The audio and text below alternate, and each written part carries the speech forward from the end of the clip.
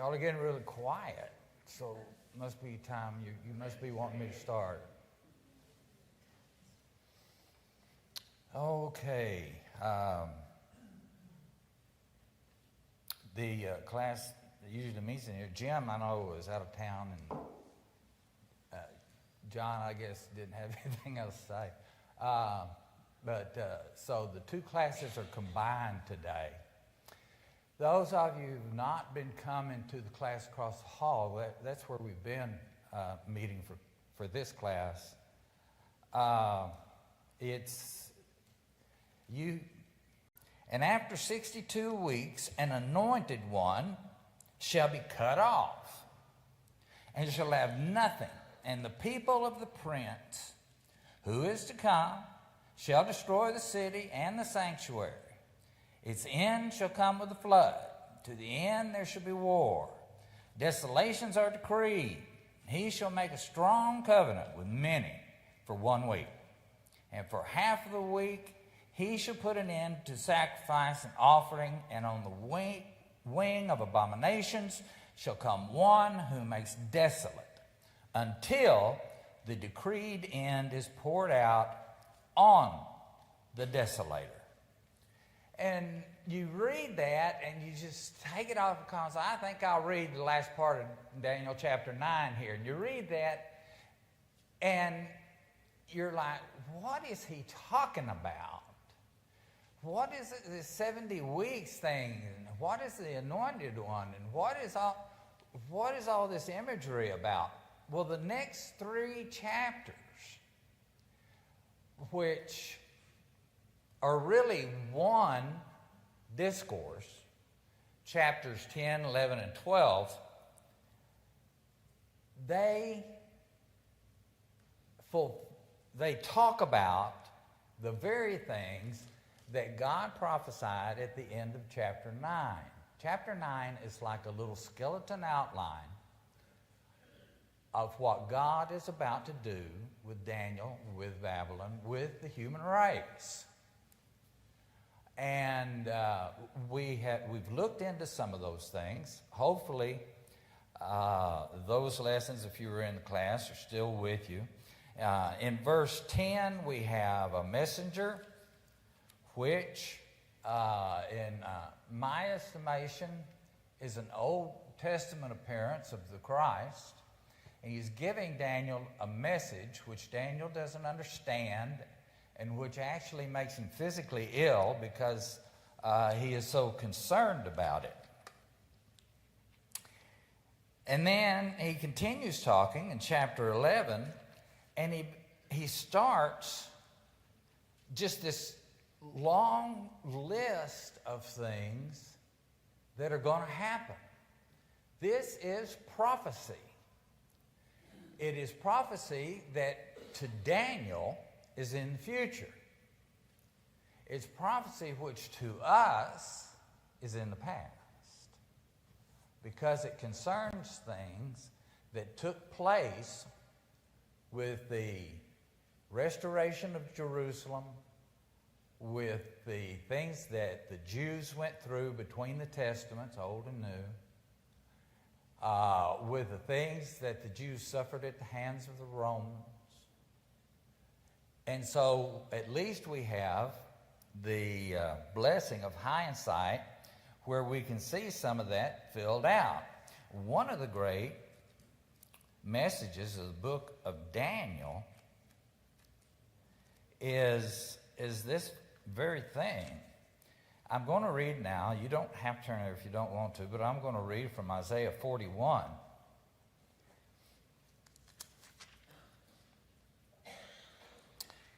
I'm going to begin in verse 21, where God is telling the people in Judah who have turned against him, "Set forth your case, says the Lord. Bring your proofs, says the King of Jacob. Let them bring them and tell us what is to happen. Let them tell us what is to happen. Tell us the former things, what they are, that we may consider them, that we may know their outcome, or declare to us the things to come. Tell us what is to come hereafter, that we may know what? That you are God's. What is one way that you can tell, or you could tell, if a prophet was a true prophet? If what he says comes true, he's God. Because only God knows the future. He holds the future in his hands. And so one of the great lessons from Daniel is just the power and of the affirmation of the very existence of the God of heaven. In that he told Daniel all of these things that were going to come in time to come. And in chapter 10, we have the story of war between Syria and Egypt that went on for years and years and years. And then Syria was done in, and the Romans come along, the Greeks come along, the Romans come along. And all of that is covered in his prophecy there. And I'm going to start, we didn't get finished last week. I'm going to start in verse 40 of chapter 11. Now, at the time of the end of what? The end of God's implementation of his will for the people. What had to happen in order for God to give his people a hope of actual eternal salvation?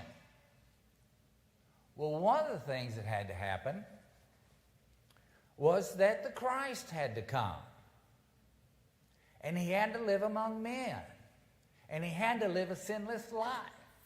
And he had to die the death on the cross. And he had to be buried. And he had to be resurrected from the dead in order to show that he was the Christ. And he had to ascend to heaven in order that the second thing that had to happen would occur. He could send the Holy Spirit to the 12 apostles who could endue them with power to preach the gospel to the whole world. And that is the formation of the church. What's essential? It's essential for the Christ to come, his death, burial, resurrection. It's essential for the Holy Spirit to come upon the original 12 apostles so that the church might be established. And what else has to happen? God has to make all men for all time realize that his relationship with the Jews as a nation, not as individuals, but as a nation, being a pathway to becoming right with God, is done. He's not doing that anymore. The Jews as a nation no longer can lay claim to any sort of special favor from God. Now, individual Jews can obey the gospel and become Christians, but that kingdom is destroyed. Why? Because a new kingdom, that is the church, has been established. And so those are the things that he has been prophesying about. And that's what he's prophesying about right here. At the end, the king of the south shall attack him, but the king of the north, he's been talking about the Romans, and the north shall rush upon him like a whirlwind, and chariots and horsemen with many ships, and he shall come into countries, and they'll overflow and pass through. He shall come to the glorious land, and tens of thousands shall fall, but these shall be delivered out of his hand, Edom, Moab, and part of the Ammonites. He will stretch out his hand against the countries. Now, this is just a kind of a general statement of the devastation that's going to be brought upon the world by the Roman Empire. And shall stretch out his hand against the countries, and the land of Egypt shall not escape. He shall become the ruler of the treasures of gold and silver and all the precious things of Egypt, and the Libyans and the Cushites shall follow in his train. But news from the east and the north shall alarm him, and he shall go out with great fury to destroy and devote many to destruction. And he shall pitch his palatial tents between the sea and the glorious holy mountain. The kingdom, the empire that the Romans established was so great that it covered the whole world, essentially.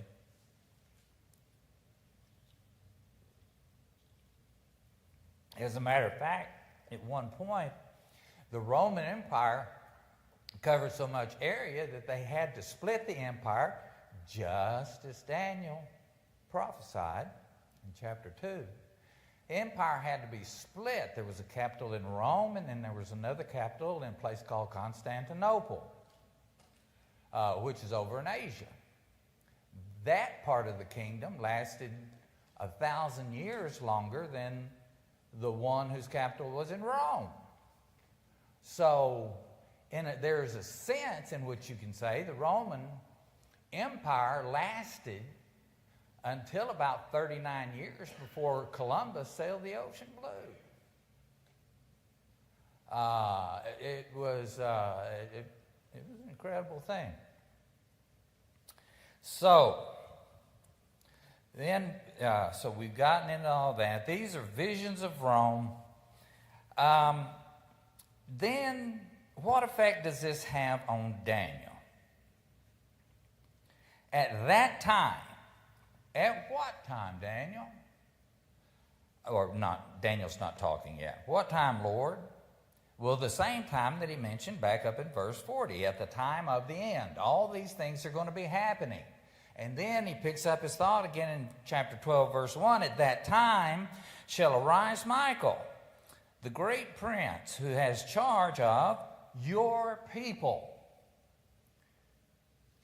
In talking to Daniel, he says, your people. Who is he talking about? It could be the Jews. At one time, it definitely was the Jews. But it can also be said, given what God has just talked about establishing,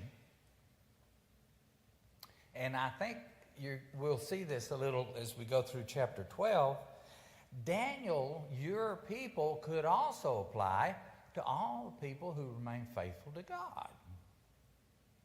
Daniel has remained faithful to God through thick and thin for some like 75 years now. And so, we'll see what it comes out.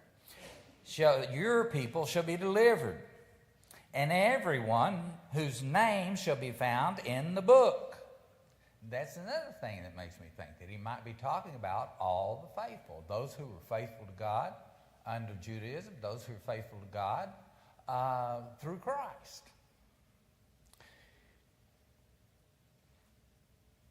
Names written in the book.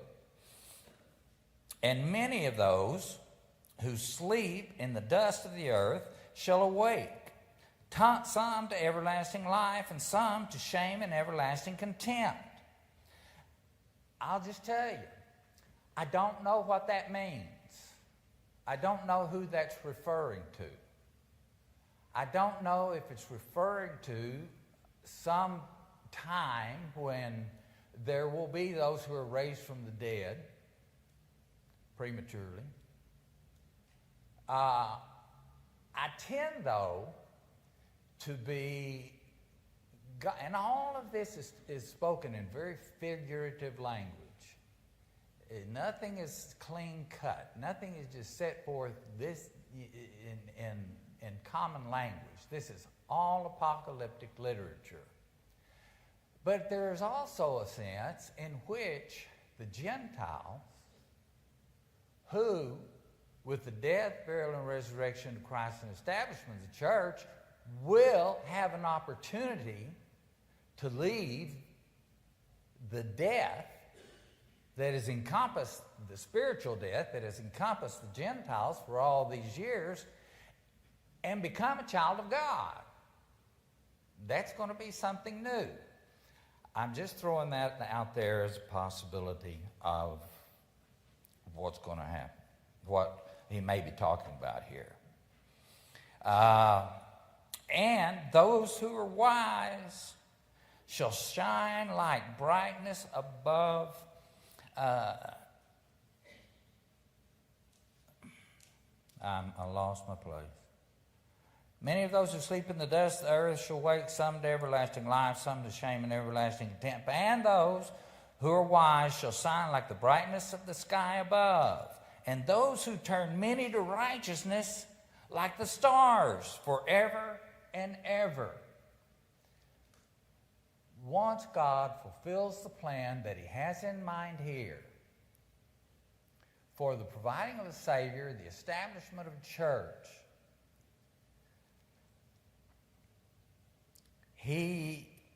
his followers will shine like the stars of the heaven. And those who turn many, many to righteousness will shine like the stars forever and ever.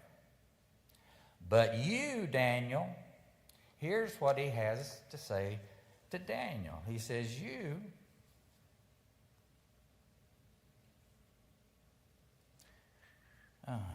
you, Daniel, shut up the words and seal the book. Until when? Until the time of the end. The time that he's talking about here. He's already said at the time of the end, verse 40. He said at that time, chapter 12, verse 1, he tells Daniel, okay, seal these things up until the time of the end. The time that he's talking about here, the full revelation of God, is not going to be for the people until then. Then I, Daniel. One thing that I want to mention before we get into that.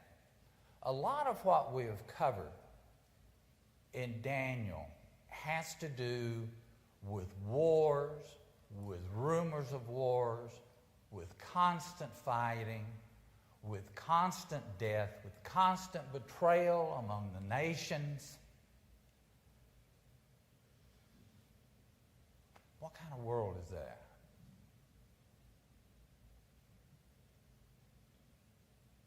It's exactly the kind of world that we live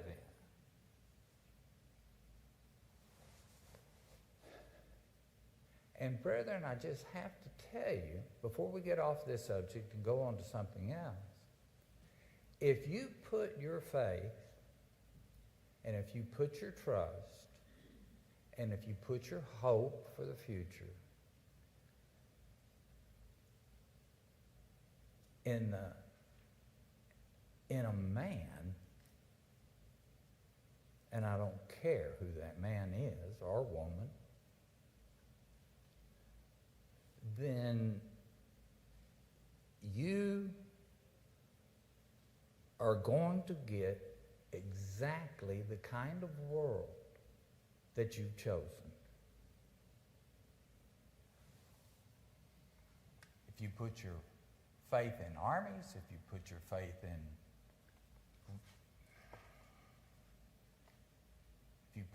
in human beings, our faith with regard to our spiritual life has got to be only and solely in God. Amen. And that's one of the lessons that he's teaching Daniel with these visions. Life on earth is a tumultuous thing. And if you put your faith in things of this earth and people of this earth, that's your lot and your choice. Then I, Daniel, looked, and behold, when this revelation began back in chapter 10, Daniel had the vision of one who very likely was an appearance of the the second person of the Godhead, the Christ, standing above the Tigris River. And now when he looks up after hearing all this, he says, 2 others stood, one on this bank of the stream and one on that bank of the stream. And someone said to the man clothed in linen, that's the one who's above the stream, who was above the waters of the stream, how long shall it be till the end of these wonders? He's going to ask Daniel 2 questions. That's the first one. Let's see what the second one is. And I heard the man clothed in linen, who was above the waters of the stream. He raised his right hand and his left hand toward heaven, and he swore by him who lives forever that it would be, what does he tell him? For time, times, and half a time. And that when the shattering of the power of the holy people comes to an end, the shattering of the power of the holy people, the destruction of Jerusalem, I believe, comes to an end, all these things then would be finished. So, he says, when is this going to happen? What does God tell him? He doesn't tell him when it's going to happen. People today still ask that question and still go to the Bible and try to figure out, okay, when is the end coming? I don't know how many times down through history people have started preaching this, the world's going to be destroyed, or else the world's going to be turned into paradise or whatever, and all the saved will be with God forever, and this is going to happen in such and such a year. And it never happens. Because those things are in the mind of God. And he has not deemed fit to share them with people. Not even Daniel. And if he's not going to tell Daniel, he's sure not going to tell me. Okay. Verse 8, chapter 12. I heard, but I did not understand. Have you felt that way during our study of Daniel?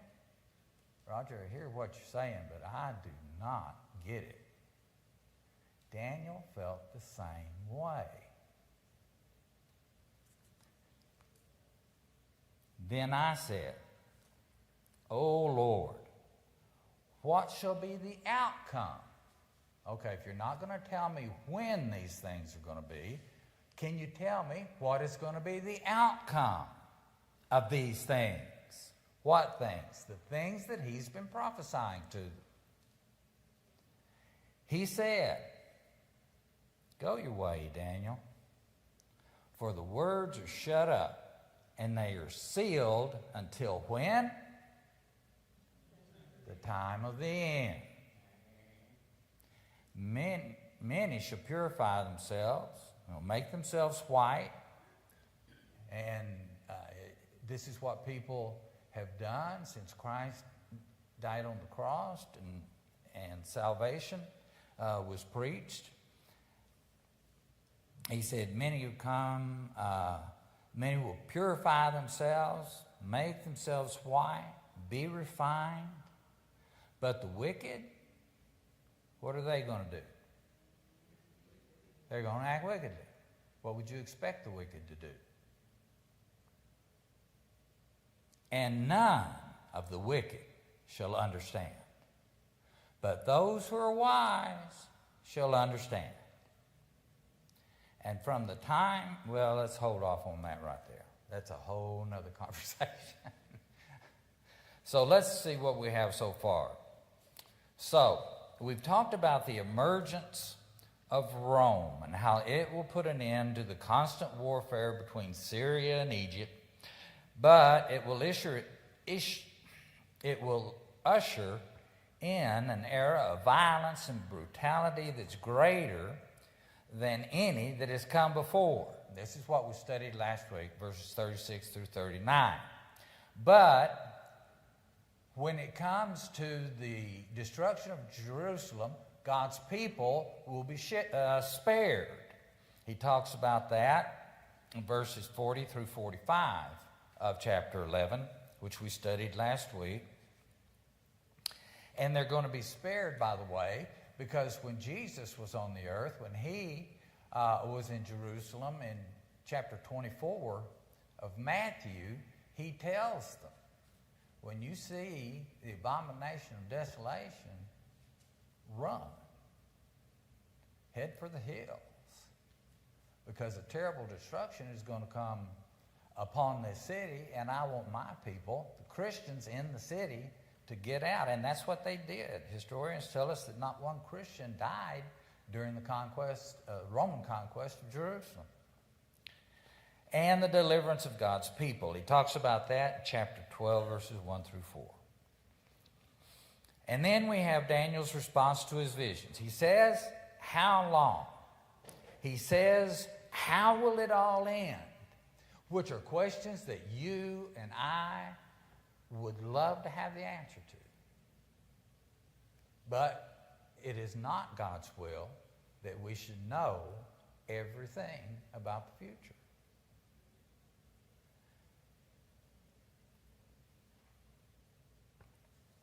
Okay.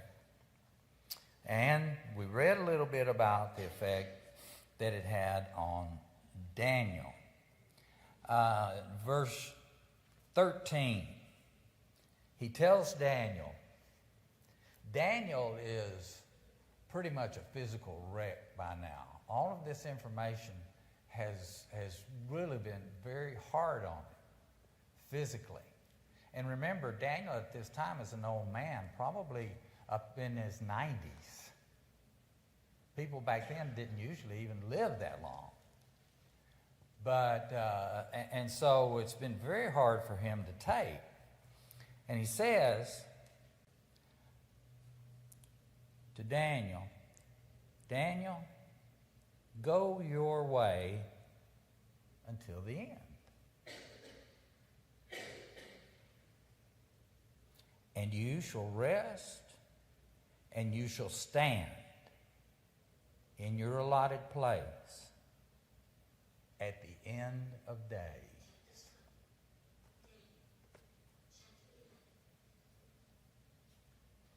That is one of my favorite verses in the whole Bible.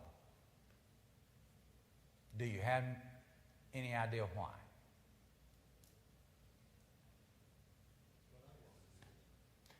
That's what I want to do. Are you ever frustrated because you feel like you don't know enough? Are you frustrated over the fact that you don't know what's going to happen in the future?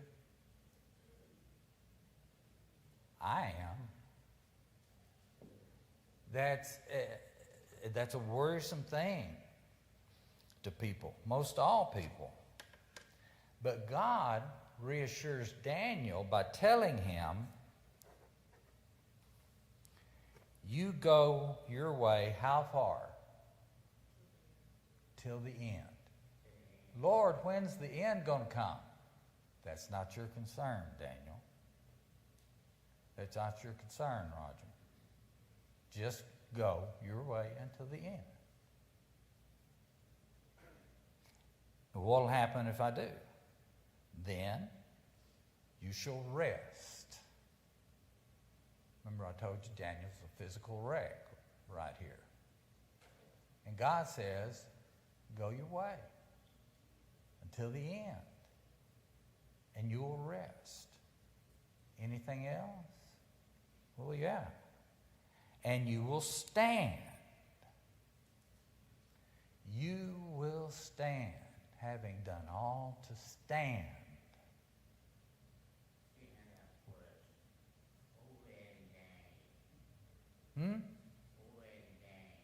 Daniel was a prophet.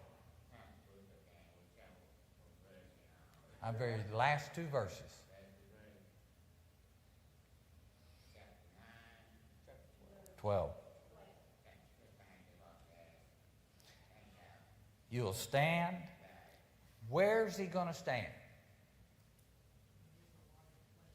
In his what? What's an allotted place? That's the place that God set aside for him. Your inheritance. Oh, okay. I just bought a new King James. I had one, but it was a little bulky, so I got a little. The place that God has provided for you, that's where you're going to stand.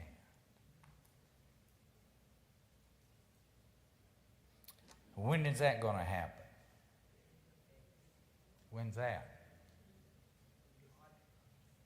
We don't know. God purposely is not telling us everything that's going to happen in the future, and He's purposely not telling us everything that we're going to have to face, and what's going to become of the world, and what's going to become of the country we live in, and what's, He's saying you don't need to know that. You need to know that if you are faithful to me, as you've been all your life, you will stand. And you're going to stand exactly where the place is that I've picked for you to stand. You're going to stand in your place. But does Daniel understand everything? No, he keeps asking all these questions. He acts as if he didn't know anything. He has a lot of questions. Does Daniel have to do everything perfectly? Is that what God said? No. Daniel is God's person. He does the very best that he can to continue to be God's person. And God says, if you're my person, then you're going to be okay. I love that verse. Okay. Let me look here. It's a little late to be talking about lessons from chapter 11. We missed that last time in class because we ran a little long. Lessons from chapter 12. During a time of great turmoil, God sent the deliverer. Those delivered will have their name written in God's book, as opposed to those who will not have their names written in God's book. The deliverer will awake to life, as opposed to those who do not awake to life. Those delivered shall shine like the sun. And that's the first couple of verses of chapter 12. May we all try to be part of that number. God, this is another lesson from chapter 12. God has not given us to see or to know the vastness of His working. God is working. God has worked in human history. He did it from the beginning. He's still doing it, and we need to have faith in that. God has not given us to know the vastness of His working, or just exactly how His will is going to unfold. But it will be accomplished. Whether we understand it or not, whether God answers all of our questions or not, God will accomplish his will. And perhaps that greatest verse in the Bible, verse 13, where he tells Daniel, look, Daniel, I'm not going to answer all your questions. You stay your course. You keep the faith. You be God's person. Where? And how long? Well, you be God's person to the very end. And do that in every task that you perform, in your family, in your work, when you interact with your friends, in every situation, in every conversation. God says, just be my person. And there are some things, Daniel, I will tell you that you can know. Number one, you don't have to be perfect. You don't have to know everything perfectly. God's grace was at work even in the Old Testament. You don't have to understand everything perfectly. It is in God's hands to understand everything perfectly, and he's doing his job very well. You, Daniel, do have to be faithful to God, and you have to trust him completely. Trust in the Lord with all your heart. Lean not to your own understanding.